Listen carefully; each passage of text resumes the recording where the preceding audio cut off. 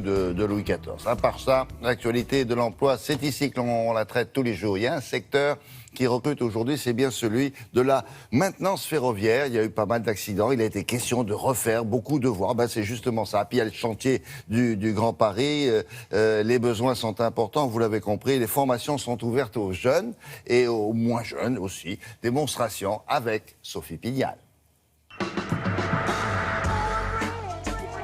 Et c'est ici, à Mont-Soleil-Mines, que les industries du cluster du ferroviaire ont décidé de créer un outil de formation unique. Un outil à échelle 1. Le terrain de jeu, il est formidable puisqu'il y a tous les éléments qu'on peut retrouver sur les voies ferrées de notre territoire national.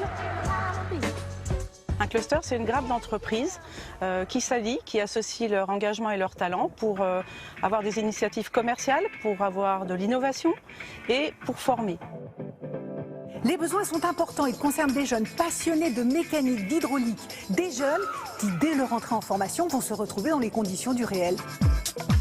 Nous ciblons des jeunes qui sont intéressés par la technique, c'est particulièrement important parce que c'est ce qu'ils vivront au quotidien, et puis qui ont le savoir-être qui correspond aux contraintes du métier, c'est-à-dire une attention toute particulière à la sécurité.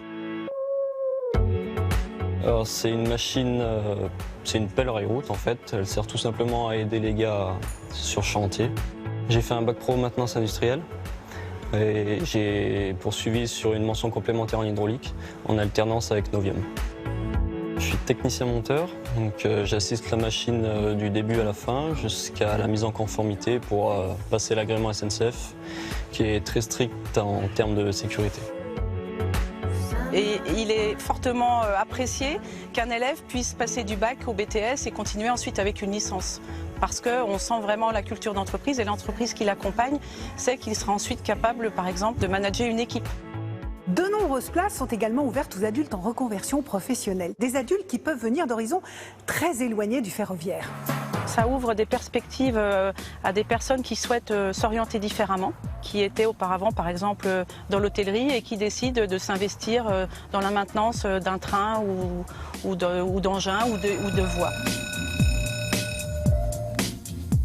J'ai fait 12 ans dans l'hôtellerie et je me suis retrouvé au chômage. Et un jour de février 2012, je suis tombé sur une offre qui me remettait le pied à l'étrier par le biais du ferroviaire. Un secteur que je ne connaissais pas. Et le 12 avril, j'ai commencé une formation pour être annonceur sentinelle. Je suis passé d'un poste d'annonceur sentinelle à un poste de responsable opérationnel. Je m'occupe de 12 conducteurs de train. Aujourd'hui, je gagne mieux ma vie dans le ferroviaire que dans l'hôtellerie. Si la formation se déroule en Saône-et-Loire où les structures d'accueil pour les apprentis, les stagiaires sont très nombreuses, les emplois, eux, sont répartis sur l'ensemble du territoire. Alors si vous êtes intéressé, n'hésitez pas, contactez Virginie dont les coordonnées s'affichent actuellement sur l'écran.